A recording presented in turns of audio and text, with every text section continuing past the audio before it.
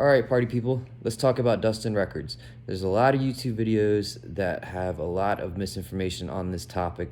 They use these right here, a duster of course, and they'll be conflicting videos. One will be like, you turn it on, and then you go like this, and then you work your way out. And then another video will be like, you turn it on, and you go like this, and then collect the dust right here and then come off. None of that works. The dust always stays in the grooves. I'm going to show you what is the proper procedure from my experience.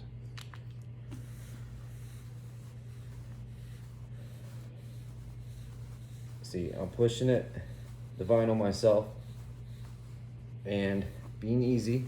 I'm not putting too much pressure on my platter, and then I come to right about here, and hopefully you can see this, and I'm going to stop it, and you see that big line of dust right there. So now I'm going to take this and I'm going to clean it off with my tissue, and that's good to go. You don't want to get your fingers on it. You don't want your oils from your hands on this. This is really important. And you go to Walmart, or you can order it off Amazon, this stuff. And this is also to dust records, but it is incredibly messy, and it comes in pieces sometimes. Like, it's a gel like this, and if you were to dust all your vinyl like this, it'll leave like this residue on it, and it's too wet.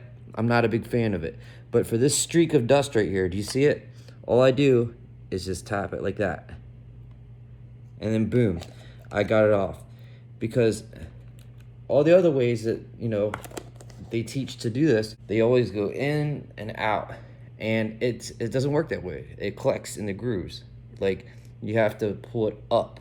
So even a vacuum cleaner would work good if you had a nice attachment to it.